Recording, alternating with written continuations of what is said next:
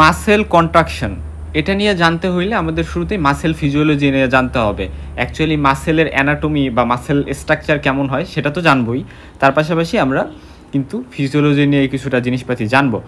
শুরুতেই আমি গত ভিডিওতে হচ্ছে যখন নিউরোমাস্কুলার জাংশন নিয়ে কথা বলছিলাম, তখন কিন্তু আমি একটা কথা বলছিলাম যে অ্যাকচুয়ালি এই যে মোটর নিউরনটা, এই মোটর নিউরনটা মাসেল ফাইবারের বিভিন্ন জায়গায় নিউরোমাস্কুলার জাংশন ফর্ম করে। অর্থাৎ এই যে নার্ভ ইন্ডিংসগুলো থাকে, এই নার্ভ ইন্ডিংসগুলো মাসেল ফাইবার বা মায়োসাইটের সাথে কি করে, নিউরোমাস্কুলার জাংশন বা একটা সংযুক্তি তৈরি করে। তো একটা মোটর নিউরন সেটা কিন্তু অনেকগুলা মাসেল ফাইবারের সাথে এভাবে সংযুক্তি স্থাপন করতেছে। তো এই যে বিভিন্ন জায়গায় লিঙ্কেজ করতেছে বা মানে জাংশন করতেছে, এইগুলা প্লাস এই মোটর নিউরনটা, এটাকে সাধারণত আলফা মোটর নিউরন আমরা বলি। এই আলফা মোটর নিউরন কাকে বলে, এই জিনিসপাতিগুলো যখন আমরা নার্ভাস ফিজিওলজি পড়বো তখন আরও ভালো করে জানবো। জাস্ট আমরা জেনে রাখি যে এই মোটর নিউরনটা প্লাস যে সকল জায়গায় এটা সিনাপস বা আমরা বলতে পারি জাংশন করতেছে, সেই পুরো জিনিসগুলোকে, মাসেল ফাইবারের পার্টগুলোকে আমরা একসাথে আমরা বলতেছি হচ্ছে মোটর ইউনিট, একটা মোটর ইউনিট। আচ্ছা, সো মোটর ইউনিট কি সেটা আমি একটু বললাম, এখন মাসেল ফিজিওলজিতে চলে আসবো। আচ্ছা, এই যে হচ্ছে মাসেল, এবং এটা একটা স্কেলিটন বা হাড়ের সাথে যুক্ত আছে, তাই এটাকে আমরা বলতেছি স্কেলিটাল মাসেল। স্মুথ মাসেল মানে হচ্ছে আমাদের যে সকল মাসেল ইনভলেন্টারি এবং এই ইনভলেন্টারি মানে কি, এগুলোর উপরে আমার কোনো কন্ট্রোল নাই, অটোমেটিক্যালি এই মাসেলগুলো মুভমেন্ট হয়। সো যেমন হচ্ছে আমাদের জিআইটির মাসেলের কথা আমরা বলতে পারি। জিআইটি মানে কি, গ্যাস্ট্রোইন্টেস্টিনাল ট্র্যাক্ট, যেমন আমাদের স্টোমাকের মাসেল কিন্তু স্মুথ মাসেল, ফিমেল ইউটেরাসের মাসেল স্মুথ মাসেল। ব্যাপারটা হচ্ছে এরকম যে অ্যাকচুয়ালি জিআইটির মাসেল বা আমাদের যে ভিসেরাগুলো আছে, অর্গানগুলো আছে, সেগুলোর বেশিরভাগ মাসেল কিন্তু হচ্ছে স্মুথ মাসেল। আর অপরদিকে হার্টের যে মাসেল, এই হার্টের মাসেলকে কিন্তু আমরা বলি হচ্ছে কার্ডিয়াক মাসেল। সো হার্টের মাসেল হচ্ছে কার্ডিয়াক মাসেল। এই কার্ডিয়াক মাসেল আর এই যেটা হচ্ছে আমাদের স্মুথ মাসেল, এই দুইটা মাসেল হচ্ছে গিয়ে ইনভলেন্টারি। তো কার্ডিয়াক মাসেল হচ্ছে স্পেশাল একটা মাসেল, আলাদা একটা মাসেল। আচ্ছা, এর মধ্যে আমরা মনে রাখবো যে স্কেলিটাল মাসেল 1 এবং এই কার্ডিয়াক মাসেল 2, এই 1 আর 2 এই দুইটা আবার হচ্ছে স্ট্রেটেড মাসেল। ঠিক আছে, স্ট্রেটেড মাসেল আমরা এই দুইটাকে বলি। অপরদিকে স্মুথ মাসেলটা হচ্ছে মানে স্ট্রেটেড না। ঠিক আছে, এই জিনিসটা আমরা একটু মনে রাখবো। তো স্ট্রেশন আছে বলে মাসেলগুলোকে স্ট্রেটেড বলি, অর্থাৎ এক অল্টারনেট লাইট এবং হচ্ছে গিয়ে এক্ষেত্রে লাইট এবং ডার্ক ব্যান্ড থাকে। লাইট ডার্ক ব্যান্ড জিনিসগুলো কি, অ্যাকচুয়ালি অ্যাক্টিন মায়োসিনের বিষয়াদিগুলো, অ্যাক্টিন মায়োসিনের এখানে অ্যারেঞ্জমেন্ট থাকে এবং সে কারণে এগুলা হচ্ছে স্ট্রেশন পাওয়া যায় এই মাসেলগুলোতে।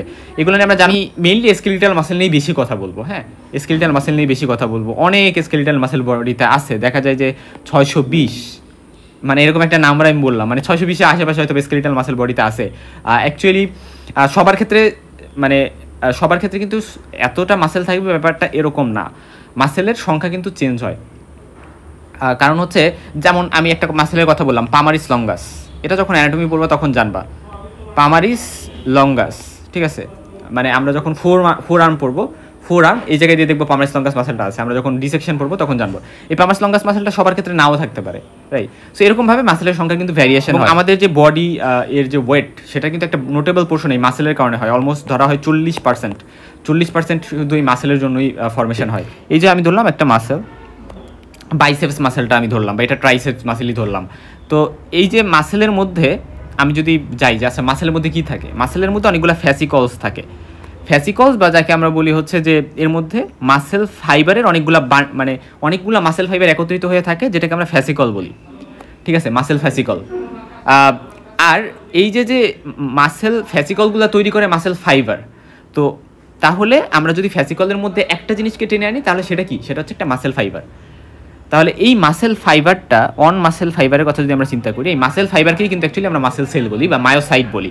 ঠিক আছে, সো মাসেল ফাইবারের আরেক নাম হচ্ছে মায়োসাইট, এই জিনিসটা আমরা মাথায় রাখবো। এখন এই যে মাসেল ফাইবারটা স্কেলিটাল মাসেলের ক্ষেত্রে, এই মাসেল সেল বা মাসেল ফাইবারের ক্ষেত্রে মাল্টিনিউক্লিয়েটেড থাকে, মাল্টিনিউক্লিয়াস থাকে। হ্যাঁ, একটা সেলের মধ্যে মাল্টিনিউক্লিয়াস কিন্তু থাকবে, কিন্তু স্মুথ কার্ডিয়াকের ক্ষেত্রে একটা সেলই থাকে। আচ্ছা, এবং দেখা যায় যে পেরিফেরালি প্লেস থাকে নিউক্লিয়াসগুলো। যাই হোক, আমরা তো অ্যানাটমি পড়তেছি না, আমরা ফিজিওলজি যেহেতু পড়তেছি, আমরা ফিজিওলজিতে বেশি হাইলাইট দিই। জানলাম যে মাসেল ফ্যাসিকল থাকে, ফ্যাসিকলের মধ্যে যে ইউনিট সেটাকে আমরা বলতেছি মাসেল ফাইবার বা মাসেল সেল। তো আমরা যদি এই মাসেল ফাইবারের মধ্যে আবার দেখি যে আচ্ছা, এই যে তো মাসেল ফাইবার নিয়ে আমরা কথা বললাম, তাহলে মাসেল ফাইবারের মধ্যে কি থাকে, মাসেল ফাইবার যেগুলো দিয়ে ফর্মেশন হয় সেগুলোকে আমরা বলি মায়োফাইব্রিল। সো মায়োফাইব্রিল দিয়ে হচ্ছে মাসেল ফাইবারগুলো ফর্মেশন হয়। তো মায়োফাইব্রিল যেটা, এই মায়োফাইব্রিলগুলোকে আমরা আবার বেশ কিছু মায়োফিলামেন্টস যেমন হচ্ছে গিয়ে মায়োসিন, অ্যাক্টিন এগুলা দ্বারা ফর্মেশন হইতে দেখি, ঠিক আছে। সো এই জিনিসটা খুব ইম্পর্টেন্ট, এবং এই মায়োসিন অ্যাক্টিন এই দুইটি আমাদের আলোচনার একটা বিশেষ জায়গা, এই দুইটা নিয়ে আমাদের অনেক আলোচনা করতে হবে। জাস্ট আমরা জানলাম যে আমরা মায়োসিন, অ্যাক্টিন এগুলা দিয়ে আবার হচ্ছে গিয়ে মায়োফিব্রিল ফর্মেশন হয়, এবং মায়োফিব্রিল দিয়ে হচ্ছে গিয়ে আমাদের মাসেল ফাইবার ফর্মেশন হয়, মাসেল ফাইবার দিয়ে আবার হচ্ছে ফ্যাসিকল ফর্মেশন, এবং আলটিমেটলি সেটা মাসেল ফর্মেশন করে। সো এই যেই হচ্ছে হায়ারার্কিটা, যে মাসেল, এটার মধ্যে অনেকগুলো মাসেল ফাইবার এর আগে আরেকটা এখানে পয়েন্ট আছে, সেটা হচ্ছে যে কী বলছি, ফ্যাসিকুলাস। তো ফ্যাসিকুলাস আবার হচ্ছে মাসেল ফাইবার দিয়ে ফর্মেশন হয়। তো মাসেল ফাইবার আবার মায়োফাইব্রিলস দিয়ে, এবং মায়োফাইব্রিলস আবার মায়োফিলামেন্টস দিয়ে, যে মায়োফিলামেন্টসের মধ্যে অ্যাক্টিন, মায়োসিন আছে। সো এই জিনিসগুলো আমরা একটু জানলাম। এখন আমরা যেখানে চলে যাব, এই মায়োসিনটা আবার থিক হয়, ঠিক আছে। অ্যাক্টিনটা হচ্ছে থিন হয়, অর্থাৎ অ্যাক্টিনটা চিকন হয়, বাট মায়োসিনটা মোটা হয়, এবং অ্যাক্টিনটা থিনের পাশাপাশি দেখতে শাইনি হয়, বাট এটা শাইনি না, মায়োসিন শাইনি না। শাইনি মানে কি, চকচকে। এবং অ্যাক্টিন যেটা, এটা হচ্ছে আইসোট্রপিক আমরা বলি আইসোট্রপিক, আর এটা হচ্ছে অ্যানাইসোট্রপিক, অর্থাৎ আইসোট্রপিক না। আইসোট্রপিক মানে কি, মানে হচ্ছে মানে প্লেন পোলারাইজড লাইটে যদি এক্সপোজ করা হয় তাহলে দেখা যায় মানে ডিরেকশন চেঞ্জ করলেও এদের স্ট্রাকচারে চেঞ্জ হয় না, এটাকে বলি আমরা আইসোট্রপিক। অপরদিকে প্লেন পোলারাইজড লাইট যদি মানে ডিরেকশন চেঞ্জ করা হয় তাহলে দেখা যায় যে প্রপার্টি চেঞ্জ হয়ে যায়, এই জন্য এটাকে অ্যানাইসোট্রপিক বলে মায়োসিনকে। এই জন্য আমরা মনে রাখবো যে মায়োসিন এর ডমিনেন্স যেখানে থাকবে, মায়োসিন যেখানে বেশি থাকবে, সেখানে একটা ব্যান্ড তৈরি হয় যেটাকে আমরা বলি এ ব্যান্ড। কেন এ ব্যান্ড? কারণ অ্যানাইসোট্রপিক যেহেতু। অপরদিকে যেখানে অ্যাক্টিনের ডমিনেন্স থাকবে, অ্যাক্টিন বেশি থাকবে, সেই জায়গায় যে ব্যান্ডটা তৈরি হয় সেই ব্যান্ডটাকে আমরা বলি হচ্ছে আই ব্যান্ড, প্রথম লেটার দিয়ে, রাইট, আইসোট্রপিক যেহেতু। এখানে অ্যাক্টিন মায়োসিনগুলো কীভাবে প্লেস থাকে সেটা আমি দেখানোর চেষ্টা করছি। এই যে আমি যদি একটু দেখাই, যে মায়োসিনগুলো হচ্ছে এই মোটাগুলা, থিকগুলা, রাইট। আচ্ছা, এই যে এই থিকগুলা হচ্ছে মায়োসিন, যেটা লাল কালার দিয়ে দেখানো হয়েছে। অপরদিকে এই যে থিনগুলা, এগুলো হচ্ছে অ্যাক্টিন। সো এই যে অ্যাক্টিন, এই যে অ্যাক্টিন, এই যে অ্যাক্টিন, এই যে অ্যাক্টিন, এই যে অ্যাক্টিন, এই যে অ্যাক্টিন। সো আমরা দেখতে পারতেছি যে অ্যাক্টিনগুলা এবং মায়োসিনগুলা এভাবে অ্যারেঞ্জ আছে। এদের এখানে কিন্তু একটা লাইন আমরা দেখতে পারতেছি, এটাকে বলতেছি আমরা জেড লাইন। তো কেন এটাকে আমরা জেড লাইন বলি? কারণ এটা জার্মান একটা ওয়ার্ড থেকে হচ্ছে অরিজিন করছে, এর জন্য এটাকে আমরা জেড লাইন বলি, সেটার প্রথম লেটার অনুযায়ী। আচ্ছা, দুইটা জেড লাইনের মাঝে যে জায়গাটা, সেটাকে আমরা বলি সার্কোমিয়ার। এটা খুবই ইম্পর্টেন্ট। এই সার্কোমিয়ারকে বলা হয়, সার্কোমিয়ারকে কি বলা হয়? ফাংশনাল ইউনিট অফ মাসেল, মানে কার্যকরী একক, ফাংশনাল ইউনিট অফ মাসেল। কিন্তু যদি আমরা বলি যে আচ্ছা অ্যানাটমিক্যাল ইউনিট কি, আনসার হচ্ছে অ্যানাটমিক্যাল ইউনিট অফ মাসেল হচ্ছে ওই যে মায়োসাইট যেটা বা মাসেল ফাইবার, বাট সার্কোমিয়ার যেটা, এটাকে বলা হয় ফাংশনাল ইউনিট অফ মাসেল। এটা দ্বারা বোঝানো হয়েছে অ্যাকচুয়ালি এই জেড লাইনের মধ্যে আমরা যে পোর্শনটা দেখতে পারতেছি সার্কোমিয়ারটাই, সার্কোমিয়ারে মেইনলি জিনিসপাতিগুলো হয়। যখন মাসেল কন্ট্যাক্ট করে, মাসেল কন্ট্রাকশনের সময় কি হয় অ্যাকচুয়ালি, মাসেল কন্ট্রাকশনের সময় যেই কাহিনীটা হয় যে এই জেড লাইনগুলো একে অপরের ক্লোজ চলে আসে, এবং একে অপরে এভাবে ক্লোজ যেহেতু চলে আসে তখনই মাসেল কন্ট্রাকশন হয়, ঠিক আছে। এই জিনিসটা খুবই ইম্পর্টেন্ট। এখানে ব্যান্ড নিয়ে আমরা একটু জানি, আমরা বলছিলাম এ ব্যান্ড হচ্ছে মায়োসিনের ডমিনেন্স যেখানে থাকে, যেহেতু এটা অ্যানাইসোট্রপিক হয়, আর আই ব্যান্ড হচ্ছে যেখানে অ্যাক্টিনের ডমিনেন্স থাকে। দেখো এই যে লোকেশনটা, এই যে জায়গাটা, এটাকে আমরা বলতেছি আই ব্যান্ড, কারণ এখানে শুধু অ্যাক্টিনই আছে, এখানে কোনো মায়োসিন নাই, ঠিক আছে। তো এটাকে আমরা আই ব্যান্ড বা লাইট ব্যান্ড বলি, এবং যেহেতু এটা থিন হয় সো আমরা ওইভাবে মনে রাখতে পারি এটা লাইট বা হালকা, অত বেশি মানে ডিপ কালার থাকে না, লাইট একটা ব্যান্ড আমরা পাই। অপরদিকে ডার্ক ব্যান্ড আমরা কাকে বলি, বা ডার্ক এরিয়া কাকে বলি? এ ব্যান্ডটাকে। সো এই ব্যান্ডে আমরা দেখতে পারতেছি মায়োসিনের ডমিনেন্স আছে, অ্যাক্টিনও আছে, বাট মায়োসিন কিন্তু যেহেতু থিক, এটা বেশি মানে ডমিনেন্স এখানে প্রকাশ করতেছে। সো আলটিমেটলি মায়োসিন অ্যাক্টিন দুইটা থাকার কারণে এটাকে আমরা ডার্ক এরিয়া বা ডার্ক ব্যান্ড বা এ ব্যান্ড বলতেছি। সো এই ব্যান্ডগুলো জানা ইম্পর্টেন্ট, হ্যাঁ। এবং এই ব্যান্ডগুলো থাকার কারণে স্ট্রেশন কিন্তু পাওয়া যায় আসলে স্কেলিটাল মাসেল, কার্ডিয়াক মাসেল এগুলোতে, হ্যাঁ। বাট স্মুথ মাসেলে এরকম কোনো আসলে কিন্তু স্ট্রেশন আমরা পাই না, এই জিনিসটা মাথায় রাখবো। এবং এখানে আলটিমেটলি আমি সার্কোমিয়ার দেখাইছি, জেড লাইন দেখাইছি, এবং দুইটা জেড লাইনের মাঝেই তো সার্কোমিয়ার আমরা পাই। সো এই জিনিসগুলো আমি বলছি। এখন আমরা চলে আসবো যে আর একটা ছবিতে, আমাদের যে হচ্ছে মানে মায়োফিব্রিল, এখানে অ্যাক্টিন মায়োসিন তো আছে, অ্যাক্টিন আছে, মায়োসিন আছে। এগুলা অ্যাকচুয়ালি কি? অ্যাক্টিন মায়োসিন এগুলাকে বলা হয় কন্ট্রাকটাইল ইউনিট বা কন্ট্রাকটাইল প্রোটিন, হ্যাঁ, কন্ট্রাকটাইল, অর্থাৎ অ্যাকচুয়ালি কন্ট্রাকশনের ক্ষেত্রে এইগুলা কাজে লাগে। তা বাদেও কিন্তু আরও বেশ কিছু প্রোটিন কিন্তু এখানে আছে, ঠিক আছে। যেমন কিছু রেগুলেটরি প্রোটিন আছে, রেগুলেটরি প্রোটিন আমরা একটু পরে দেখবো যে রেগুলেটরি যে প্রোটিন সেগুলোর নাম হচ্ছে ট্রোপোনিন, ট্রোপোনিন, তারপরে ট্রোপোমায়োসিন।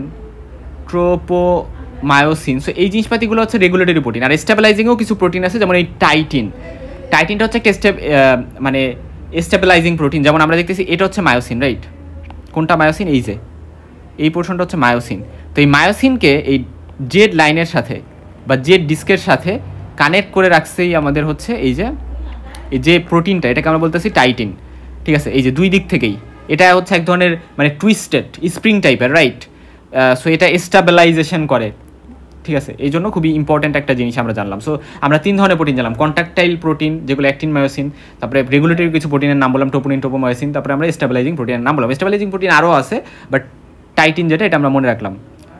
আচ্ছা, এবং এটা তো অ্যাক্টিন, ঠিক আছে? এটা অ্যাক্টিন।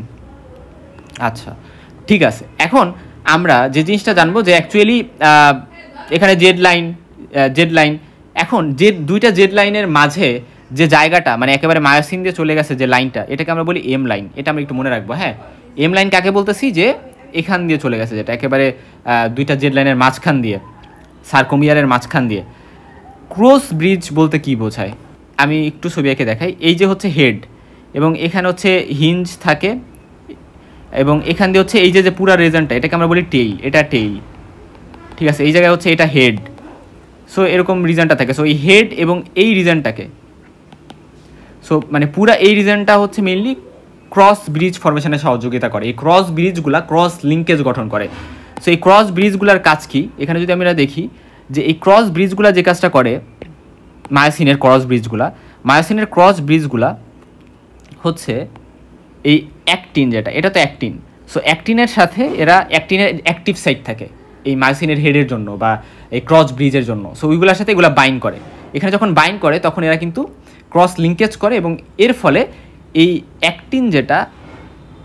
অ্যাক্টিনটাকে এরা কী করে, এই দিকে টাইনা নিয়ে আসে, অর্থাৎ মাঝের দিকে এরা টাইনা নিয়ে আসে, এম লাইনের দিকে এরা মানে কনভার্জ করার ট্রাই করে, এভাবে নিয়ে আসে। এভাবে নিয়ে আসলে কী হবে বলছিলাম যে জেড লাইনটা যখন এভাবে কনভার্জ হবে, একে অপরের কাছাকাছি চলে আসতে যাবে, তখনই মাসেল কন্ট্রাকশন হয়। সো এরা কী করতেছে, আলটিমেটলি ক্রস লিঙ্কেজ ফরমেশনের মাধ্যমে মাসেল কন্ট্রাকশনে হেল্প করে।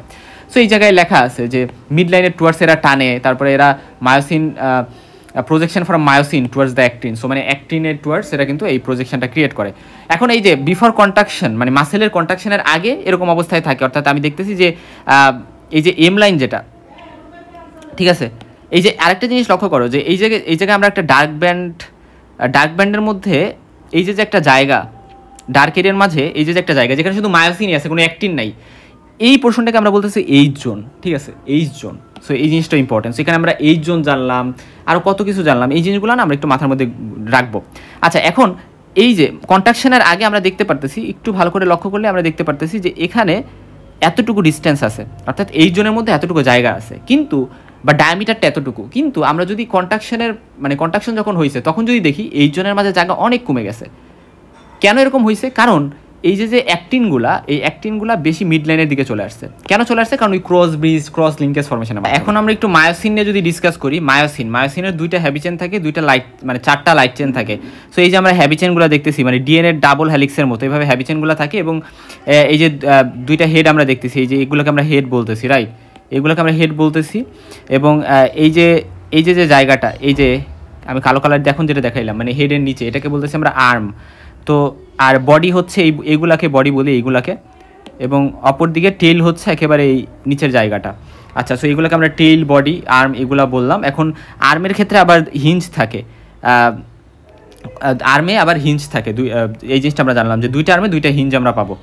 আর হেডে হচ্ছে বাইন্ডিং সাইডগুলো থাকে, 3টা বাইন্ডিং সাইড থাকে, একটা অ্যাক্টিং বাইন্ডিং সাইড থাকে, অর্থাৎ এই হেডের মধ্যে, রাইট? এই হেডের মধ্যে একটা অ্যাক্টিং বাইন্ডিং সাইড থেকে, একটা এটিপি বাইন্ডিং সাইড থেকে, কারণ এনার্জি কিন্তু লাগবে এই ক্রস লিঙ্কেজ করতে, ওই জায়গায় এই এনার্জিগুলো লাগে। পাশাপাশি একটা এটিপিএস অ্যাক্টিভিটি থাকে, অর্থাৎ এটিপিকে ভেঙে এডিপি এবং ইনঅর্গানিক ফসফেট করতে এই এটিপিএস অ্যাক্টিভিটি যে সাইটটা আছে সেটা কাজ করবে ওই সাইটে, এই এটিপিএস এনজাইম এর মাধ্যমে যে এনজাইমটা থাকবে। এই জিনিসগুলো জানলাম। এখন আমরা আমরা মায়োসিনের স্ট্রাকচারটা দেখলাম। এখন আমরা অ্যাক্টিনের স্ট্রাকচারটা যদি দেখি, অ্যাক্টিংয়ে কী থাকে? অ্যাক্টিংয়ে হচ্ছে কি এরকম দুইটা চেইন থাকবে, এবং দুইটা চেইন এভাবে থাকার পাশাপাশি, এবং এই চেনের মধ্যে এই যে প্রত্যেকটার ক্ষেত্রে মধ্যে কিন্তু এরকম কি আছে? অ্যাক্টিভ সাইট আছে। অর্থাৎ অ্যাক্টিভ সাইট কিসের জন্য? ওই যে মায়োসিনের অ্যাক্টিন বাইন্ডিং সাইট আছে, বলছিলাম না মায়োসিনের হেডে একটা অ্যাক্টিং বাইন্ডিং সাইট থাকে, সো এই অ্যাক্টিং বাইন্ডিং সাইটগুলোর সাথে মেনলি এই জায়গায় লাগে। কিন্তু এখন কথা হচ্ছে আমি ধরলাম যে এই যে হচ্ছে মায়োসিন, তো মায়োসিন যদি অ্যাক্টিনের ওই বাইন্ডিং সাইটের সাথে বা অ্যাক্টিংয়ের অ্যাক্টিভ সাইটের সাথে এইভাবে লাগে, তাহলে কি হবে? এভাবে যদি লাগে, এর মধ্যে ক্রস লিঙ্কেজ যদি ক্রিয়েট হয়, তাহলে আলটিমেটলি কিন্তু মাসেল কন্ট্রাকশন সবসময় হইতে থাকবে। কিন্তু যাতে সবসময় মাসেল কন্ট্রাকশন না হয়, যাতে সবসময় এই অ্যাক্টিনকে এভাবে পুল না করে মিড লাইনের দিকে, এজন্য এদের মানে অ্যাক্টিংয়ে হচ্ছে এরকম এই যে নীল কালার দিয়ে যেটা দেখানো হয়েছে, নীল কালার না টিয়া কালার দিয়ে যেটা দেখানো হয়েছে, এই টিয়া কালার দিয়ে যেটা দেখানো হয়েছে সেটা হচ্ছে ট্রোপোমায়োসিন। এই ট্রোপোমায়োসিন থাকে। সো ট্রোপোমায়োসিন বলছিলাম আমরা রেগুলেটরি প্রোটিন। এটা কি করে? এটা যে কাজটা করে যে অ্যাক্টিনের সাথে কিন্তু এই হেডগুলো ক্রস লিঙ্কেজ হইতে দেয় না নর্মাল অবস্থায়। কেন হইতে দিবে না? কারণ যাতে সবসময় কন্ট্যাক্টের অবস্থা না থাকে, যখনই কন্ট্রাকশন দরকার শুধু তখনই এই কী করবে, ট্রোপোমায়োসিনগুলো সরে যাবে। অর্থাৎ অ্যাক্টিভ সাইটকে বন্ধ করে ট্রোপোমায়োসিন নর্মালি থাকে, অ্যাক্টিভ সাইটগুলোকে এক্সপোজড রাখে না, বদ্ধ রাখে। বাট যখন আমার কন্ট্রাকশন করা দরকার তখন ট্রোপোমায়োসিনগুলো বা এই টিয়া কালারের জিনিসপাতিগুলো সরে যাবে, তখন কিন্তু মায়োসিনের হেডের সাথে অ্যাক্টিনের ক্রস লিঙ্কেজ হবে। হ্যাঁ, সো এই জিনিসটা ইম্পর্টেন্ট। এই যেখানে আমি সুন্দর করে এখানে দেখাইছি। সো ট্রোপোমায়োসিন কি, আমরা এই জিনিসটা জানলাম। এখন ট্রোপোনিন জিনিসটা কি? ট্রোপোনিন মানে হচ্ছে এইখানে এই যে আমরা দেখতেছি 3 ধরনের ট্রোপোনিন থাকে, troponin I, troponin T, troponin C. এগুলো হচ্ছে মেইনলি ট্রোপোমায়োসিনে স্মল গ্লোবিউলার ইউনিটস যেগুলো located along the tropomyosin. So tropomyosin এগুলো থাকে, এই তিনটা করে এখানে আছে। সো আই যেটা ট্রোপোনিন আই হচ্ছে অ্যাক্টিনের সাথে বাইন্ড করে, ট্রোপোনিন টি যেটা এটা ট্রোপোমায়োসিনের সাথে বাইন্ড করে, সি যেটা এটা হচ্ছে ক্যালসিয়ামের সাথে বাইন্ড করে। এটাকে আমরা সহজে মনে রাখতে পারি আইসিটি দিয়ে, আইসিটি। সি হচ্ছে ক্যালসিয়ামের সাথে, টি হচ্ছে ট্রোপোমায়োসিনের সাথে, আই হচ্ছে অ্যাক্টিনের সাথে। সো সিটি কিন্তু এটার করেসপন্ডিং ফার্স্ট লেটার দিয়ে কিছুর সাথে অ্যাড হয়, বাট আইটা জাস্ট অ্যাক্টিনের সাথে। এটা আমরা একটু মনে রাখবো, ঠিক আছে? আচ্ছা, এখন কথা হলো যে এই ট্রোপোনিনগুলো আসলে এগুলো বাইন্ড করে লাভ কি? স্পেশালি আমি যদি ট্রোপোনিন সি এর কথা বলি, ট্রোপোনিন সি যখন ক্যালসিয়ামের সাথে বাইন্ড করে, অর্থাৎ এখানে তো ক্যালসিয়াম বাইন্ড করবে, ক্যালসিয়ামটা যখন বাইন্ড করে তখনই এই ট্রোপোমায়োসিন, টিয়া কালারের যে ট্রোপোমায়োসিনটা, এই ট্রোপোমায়োসিন বা এই প্রোটিনটা সরে যায়। সরে গেলে কি হবে? এই অ্যাক্টিনের যে অ্যাক্টিভ সাইটগুলো এগুলো এক্সপোজড হয়ে যাবে, খালি হয়ে যাবে। তখন এই জায়গায় হচ্ছে ওই আমাদের যে মায়োসিনের যে ওই ক্রস ব্রিজগুলো কিন্তু এখানে লাগবে, এবং লাইগা এরা হচ্ছে কন্ট্রাকশনে হেল্প করবে। সো ক্যালসিয়াম যখন ওই ট্রোপোনিন সিতে বাইন্ড করে তখনই মিললে এই ঘটনাটা ঘটে। এটা আমরা একটু পরেই দেখবো। এখন আমরা চলে যাই এক্সাইটেশন কন্ট্রাকশন কাপলিং, অর্থাৎ পুরো প্রসেসটা অ্যাকচুয়ালি মাসেল কন্ট্রাকশন কীভাবে হয় সেটা আমরা দেখবো। এখন আমাদের হচ্ছে ওই যে নিউরোমাসকুলার জাংশন আমরা পড়ে আসছিলাম না, ওই জিনিসটা কাজে লাগবে। এই যে হচ্ছে আমাদের নার্ভ ইন্ডিংস। তো নার্ভ ইন্ডিংসের মধ্যে এই যে নিউরোট্রান্সমিটারগুলো আছে, নিউরোট্রান্সমিটারগুলো মেমব্রেন বন্ড ভেসিকলের মধ্যে আছে, এবং এই মেমব্রেন বন্ড ভেসিকলগুলো আমরা জানি এক্সোসাইটোসিস প্রক্রিয়ায় নিউরোট্রান্সমিটারগুলো এই যে মাঝখানের জায়গাটা যেটাকে আমরা বলতেছি সিনাপটিক ক্লেফট, এই সিনাপটিক ক্লেফটে রিলিজ করে দিবে। অর্থাৎ অ্যাসিটাইল কোলাইনগুলো এই যে রিসেপ্টরগুলো আছে এখানে, বা এই যে প্রোটিনগুলো আছে, এই প্রোটিনগুলোতে রিসেপ্টর থাকে, সেই রিসেপ্টরে বাইন্ড করবে এবং আলটিমেটলি ভিতরে হচ্ছে ইনপ্লেট পোটেনশিয়াল ক্রিয়েট হবে, এবং আলটিমেটলি এক পর্যায়ে দেখা যাবে যে অ্যাকশন পোটেনশিয়াল তৈরি হবে। অ্যাকশন পোটেনশিয়াল আলটিমেটলি তৈরি হবে, এখানে ভোল্টেজ গেটের যে সোডিয়াম চ্যানেল আছে সেগুলো ওপেন হয়ে যাবে। এইটা বোঝার জন্য কমপ্লিটলি আমার নিউরোমাসকুলার জাংশনের ভিডিওটা দেখে আসতে হবে। হ্যাঁ, আমি এটা এখানে মোটেও এক্সপ্লেইন করবো না এক্সট্রা, আমি জাস্ট বললাম যে এখানে অ্যাকশন পোটেনশিয়াল ক্রিয়েট হবে। সে অ্যাকশন পোটেনশিয়াল ক্রিয়েট হওয়ার পরে সেই অ্যাকশন পোটেনশিয়ালটা যখন এভাবে, এটা কি সার্কোলেমা মানে কি মাসেলের যে সেল মেমব্রেন সেটাকে আমরা বলি সার্কোলেমা, মাসেল ফাইবারের যে এই যে প্লাজমা মেমব্রেনটা, অর্থাৎ এই যে কই গেল, এই যে এখান দিয়ে যে সেল মেমব্রেন, রাইট, এই সেল মেমব্রেনটাকে আমরা বলতেছি sarcolemma. So across the sarcolemma বা plasma membrane action potential transmitted হইতে যখন এই জায়গাটাতে চলে আসবে, এটাকে আমরা বলি টিবিউল। খুবই ইম্পর্টেন্ট, কী বলি এটাকে আমরা বলি টিবিউল। অর্থাৎ মাসেল যে সেল সেটার মাঝে এরকম এক ধরনের মানে ভিতরের দিকে ঢুকে গিয়ে এরকম যে একটা টিবিউলের মতো গঠন করছে, এটাকে আমরা বলতেছি টিবিউল। এরকম জায়গায় থাকবে মাসেল সেলের। কেন এই টিবিউলটা থাকে? কারণ আমরা জানি যে অ্যাকশন পোটেনশিয়াল হচ্ছে অ্যাক্রস দ্য সার্কোলেমা বা across the cell membrane of the muscle, এটা এইভাবে তো আসতে থাকবে, আস্তে এটা যদি সেল মেমব্রেন দিয়ে চলে যাইতো তাহলে দেখা যেত মাসেলে ভালো করে এটা ট্রান্সমিটেড হতো না। এই জন্য টিবিউলসগুলো থাকার কারণে এগুলো কিন্তু মাসেলের মধ্যেও ভালো করে ঢুকতে পারে, এই অ্যাকশন পোটেনশিয়ালগুলো বা ডিপোলারাইজেশনগুলো। সেগুলো যখন মানে চলে আসবে টিবিউলের কাছে চলে আসলে, আমি পরবর্তী ছবিটাতে বড় করে দেখাইছি। আচ্ছা, আমি ধরলাম অ্যাকশন পোটেনশিয়াল আস্তে এই টিবিউলের কাছে অ্যাকশন পোটেনশিয়াল চলে আসলো। আচ্ছা, এই টিবিউলের কাছে হচ্ছে অ্যাকশন পোটেনশিয়াল চলে আসলো। সো এবারে যখন আসলো তখন এখানে কিছু চ্যানেল থাকে, এই যে চ্যানেলটা, রাইট। আচ্ছা, এই কালার দিয়ে না দেখে আমি হচ্ছে অন্য কালার ইউজ করি। এই যে হচ্ছে চ্যানেল। তো এই যে চ্যানেলটা বা এই যে এক ধরনের কানেকশন, এই কানেকশনটা নর্মালি বন্ধ থাকে, কিন্তু এই যে অ্যাকশন পোটেনশিয়ালটা আসলো, এই অ্যাকশন পোটেনশিয়ালগুলো আসার কারণে এই চ্যানেলগুলো ওপেন হয়ে যায়। এটাকে বলা হয় সাধারণত ডাই হাইড্রোপাইরিডিন বা ডিএইচপি, এরকম একটা চ্যানেল এখানে থাকে যেটা হচ্ছে ওপেন হয়ে যায়। ওপেন হয়ে যাওয়ার কারণে বা এটার সহযোগিতায় এটা ওপেন হয়ে যাবে। ওপেন হয়ে গেলে কী হবে দেখো, এই ক্যালসিয়াম এখানে ওপেন হয়ে গেলে আমরা জানি এই যে টিটিবুলের দুই পাশ দিয়ে যে জায়গাগুলো দেখতেছি এই ব্লু কালারের কাইন্ড অফ, এটাকে আমরা বলতেছি হচ্ছে সার্কোপ্লাজমিক রেটিকুলাম। তো এই যে সার্কোপ্লাজমিক রেটিকুলাম, এই যে সার্কোপ্লাজমিক রেটিকুলাম, এন্ডোপ্লাজমিক রেটিকুলাম যেমন সেলে থাকে, এটাকে মাসেলের মধ্যে এটাকে আমরা বলতেছি সার্কোপ্লাজমিক রেটিকুলাম। তো এই সার্কোপ্লাজমিক যে রেটিকুলাম, এখানে হচ্ছে অনেক পরিমাণ ক্যালসিয়াম স্টোর থাকে, প্রচুর ক্যালসিয়াম স্টোর থাকে।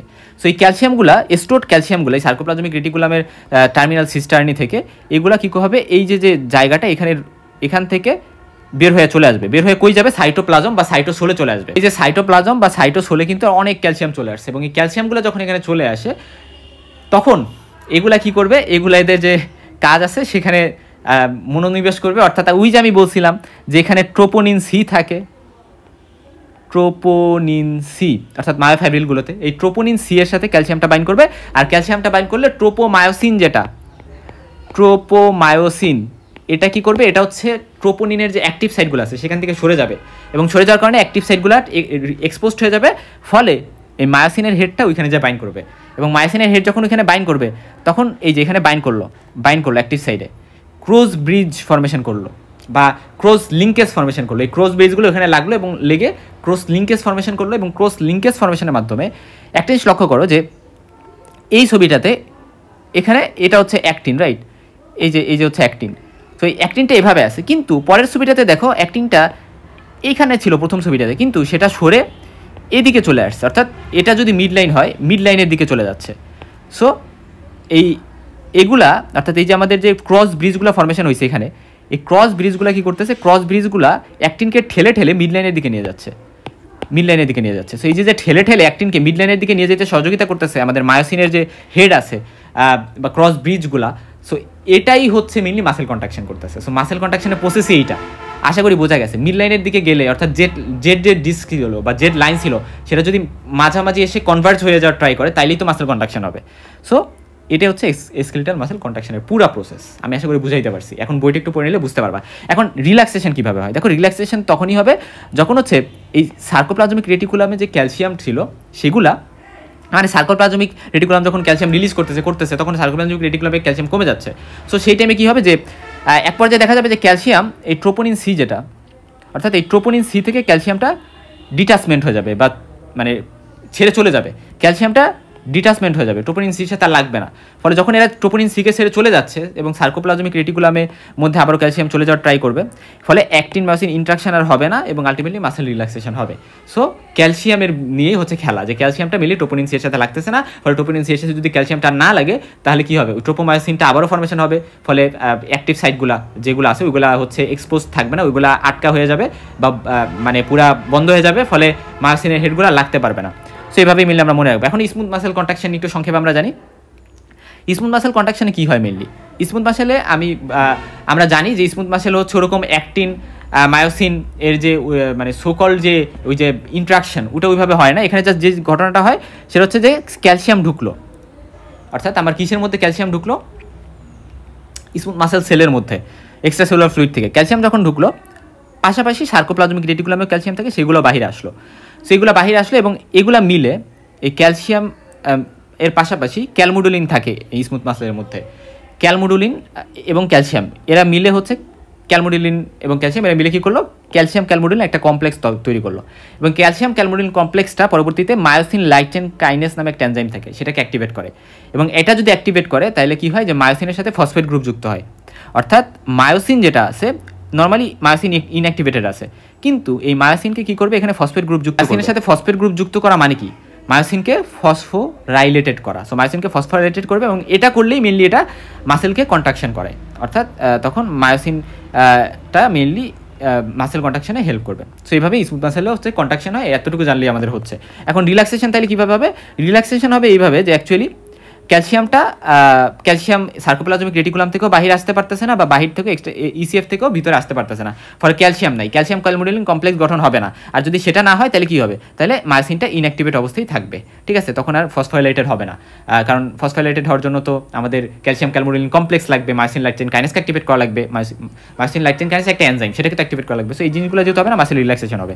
সো এই জিনিসগুলো গেল। এখন আমরা আলটিমেটলি কার্ডিয়াক মাসেল কন্ট্রাকশন নিয়ে একটু জানি। এখন কথা হচ্ছে কার্ডিয়াক মাসেল আমরা জানি স্ট্রেশন থাকে, অর্থাৎ এখানে অ্যাক্টিভ মায়োসিনের বিষাদি থাকে, বাট আমরা মনে রাখবো যে আমরা যে টি টিবিউলের কথা বলছিলাম, টি টিবিউল আমরা দেখছিলাম মানে মাসেলের মধ্যে, সেই টি টিবিউলগুলো এই ক্ষেত্রে ওয়াইড হয়, অনেক অনেক ওয়াইড হয়, ঠিক আছে। ওই জায়গায় যেমন একটু চিকন ছিল, বাট এখানে অনেক ওয়াইড হবে টি টিবিউলগুলো, এই জিনিসটা জানলাম। পাশাপাশি আমরা আরও মনে রাখবো যে কার্ডিয়াক মাসেলের ক্ষেত্রে আমাদের যে সার্কোপ্লাজমিক রেটিকুলাম, এটা ওয়েল ডেভেলপড থাকে না, সার্কোপ্লাজমিক রেটিকুলাম ওয়েল ডেভেলপড থাকে না, ফলে যেটা হয় যে ওয়েল ডেভেলপ যেহেতু থাকে না, তাই এখান থেকে ক্যালসিয়াম বেশি প্রোভাইড করতে পারে না। এজন্য বাহির থেকে ভোল্টেজ গেটেড ক্যালসিয়াম চ্যানেল মাসেলে থাকে, বা মাসেলে থাকে কার্ডিয়াক মাসেলে, ফলে ক্যালসিয়াম মানে আমি যদি চিন্তা করি যে এটা একটা হচ্ছে কার্ডিয়াক মাসেল সেল, ফলে বাহির থেকে কী হবে, বাহির থেকে ক্যালসিয়াম ভিতরে আসবে। সার্কোপ্লাজমিক রেটিকুলাম যেটা, সেখান থেকেও কিছু ক্যালসিয়াম আসবে, বাট সেটার সংখ্যা বা সেটার অ্যামাউন্ট কম, ফলে এই যে ক্যালসিয়াম আসলো, এই ক্যালসিয়ামটা কী করবে, এই ক্যালসিয়ামটা ট্রোপোনিন সির সাথে বাইন্ড করবে স্কেলিটাল মাসেলের মতোই, এবং ট্রোপোনিন সির সাথে যখন বাইন্ড করবে তখন ক্রস ব্রিজ সাইক্লিং হবে, অর্থাৎ স্কেলিটাল মাসেলের প্রসেসই হবে, যেহেতু এটা স্ট্রেটেড মাসেল, সো প্রসেসটা কাইন্ড অফ সেম, জাস্ট এখানে ডিফারেন্সটা এইটা যে টি টিবিউলটা একটু ওয়াইড হয় বা বেশি প্রশস্ত হয়, পাশাপাশি এখানে সার্কোপ্লাজমিক রেটিকুলামটা অত এস্টাবলিশ থাকে না, ফলে বাহির থেকেও কিছু ক্যালসিয়াম দরকার হয়, এই জন্য বাহির থেকেও ইসিএফ থেকেও ক্যালসিয়াম আসে। সো এই জিনিসটা আমরা একটু জানলাম। এবং আরেকটা রিল্যাক্সেশন হইতে হলে কী হবে, রিল্যাক্সেশন হইতে হলে ওই যে ক্যালসিয়াম ট্রোপোনিন সি থেকে ডিটাচড হয়ে যাবে, এবং সার্কোপ্লাজমিক রেটিকুলাম এটা স্টোরড হবে বা বাহিরে চলে যাবে, এবং আলটিমেটলি হচ্ছে টেনশন বা মাসেল কন্ট্রাকশন কিন্তু কার্ডিয়াক মাসেলে হবে। সো কার্ডিয়াক মাসেল নিয়ে আমরা এতটুকু জানলাম। আশা করি আমাদের মোটামুটিভাবে মাসেল কন্ট্রাকশন নিয়ে যা যা জানা দরকার আমরা সবই জানছি। তবে আমাদের কিছু টুকিটাকি যে গ্যাপ জিনিসগুলো আছে এগুলো অবশ্যই থাকবে, কারণ একটা লেকচারে কখন এগুলো করা পসিবল না, এবং আমার লেকচার শর্ট হয়, আমি ট্রাই করি কম সময়ের মধ্যে বেশি জিনিস বুঝাইতে। সো এই জিনিসগুলো তোমরা বই থেকে পড়ে নেওয়ার ট্রাই করবা। আশা করি আমি তোমার পড়াশোনাকে সহজ করতে পারছি।